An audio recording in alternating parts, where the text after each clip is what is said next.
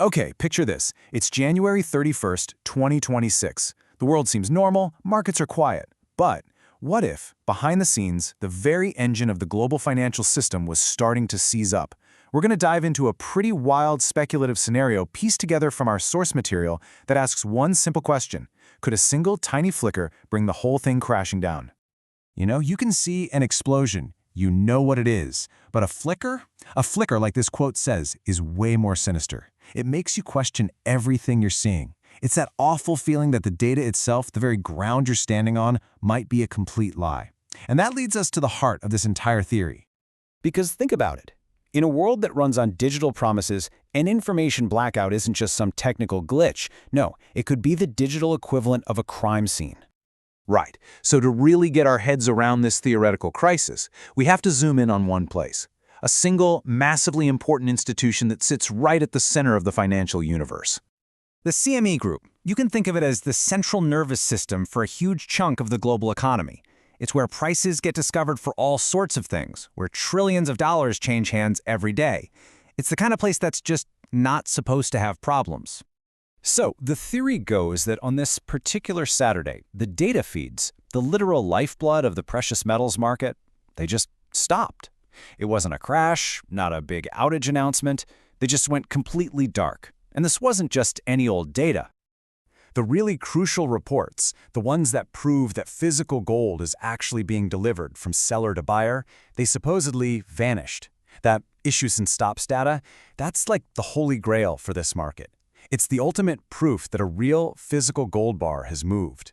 But according to this theory, poof, that proof was gone, replaced by nothing but zeros and old, useless information. And the official reason? Technical reporting issues. That's the classic corporate way of saying, well, one dramatic interpretation would be, we've lost control of the ledger. And this super vague explanation is where our speculative story slams right into a very, very real threat. So let's be clear. A data glitch at the CME is, for now, just a theory. But the group that's allegedly capable of pulling off something like this, oh, they are 100% real. Let's look at the facts. And this is not some new kid on the block. This timeline shows that this group, Typhoon, has been a known problem for years. They've been systematically and patiently working their way deep into the core of Western infrastructure. Everything from our telecom networks to our government. Yeah, this isn't some group of hackers in a basement. According to U.S. intelligence, this is a highly sophisticated state-sponsored operation. That means they have incredible resources and incredible reach. And just look at their primary targets: telecom, government, power grids, and, yep, Wall Street. They are allegedly laser-focused on the very systems that a country needs to function. So that brings us to the big, scary question. What happens if these two stories, the weird glitch of the CME and this very real cyber threat, are actually the same story? This is exactly where the theory from our source material tries to connect the dots, weaving together a real-world threat with a potential financial meltdown. So, this interpretation argues that the glitch wasn't an accident at all. No, it was a smokescreen, a cover-up for something far more intentional, a heist designed not to steal your data, but to steal actual physical assets. And the alleged plan is just terrifyingly elegant. You don't blow up the system. You just use the system against itself. You sneak in, hack the algorithm, so your orders for physical gold jump to the front of the line, you quietly drain the real metal out of the vaults, and then you just turn off the reporting, the digital security cameras, so that nobody even knows the vault is empty until it's way, way too late.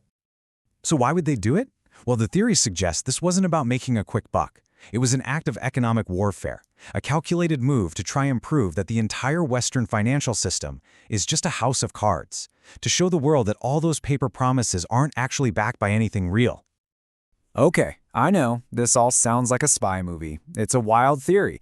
But the people who believe it, they point to one very specific, very strange number that they claim is the smoking gun. Proof that something in the global market is fundamentally broken. That number is $283. Now, on its own, that means absolutely nothing. But in the world of global gold trading, a number this big, a discrepancy this large, is considered by some to be basically impossible. So here's what it means.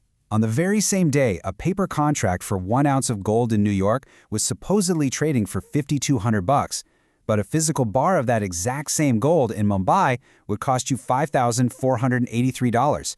That is a $283 difference for the exact same thing. This is not supposed to happen, thanks to a little thing called arbitrage. Arbitrage is, for all intents and purposes, free money. High-speed trading bots are constantly scanning the entire globe, and if gold is even one single penny cheaper in New York than in Mumbai, they will instantly buy it in New York and sell it in Mumbai, locking in that tiny profit. This happens millions of times a second, and it's what keeps prices for the same asset identical all over the world. And that brings us to the core mystery here. If there's a $283 bill just sitting on the digital sidewalk, why is no one bending over to pick it up? Why aren't all those super smart algorithms designed for this exact job closing that gap in a nanosecond? The answer, according to the theory, is genuinely chilling. The arbitrage is dead because the bots have been shut off. The market somehow knows that even though you can buy that cheap paper contract in New York, you can't actually get the physical gold bar. The technical issues are code for the vault is empty. The trust that holds the entire system together is gone. And this really gets to the deepest theme of this whole story. It forces all of us to ask a really fundamental question about the difference between a promise on a computer screen and a real asset you can actually hold in your hand. At the end of the day, the alleged hack, whether it was real or just a story to cover a different problem, it exposed a massive vulnerability. That $283 gap wasn't a glitch. It was the price of risk. It was the market literally pricing in the fear that a digital promise could be broken. And it all boils down to one powerful idea. If you can't hold it, you might not really own it. So this whole speculative saga, which blends very real cyber threats with a theoretical heist, it leaves us all with that one deeply unsettling question. In a world increasingly built on digital assets, when the screens go dark and the ledgers get wiped clean, what's actually real and what do you truly have left?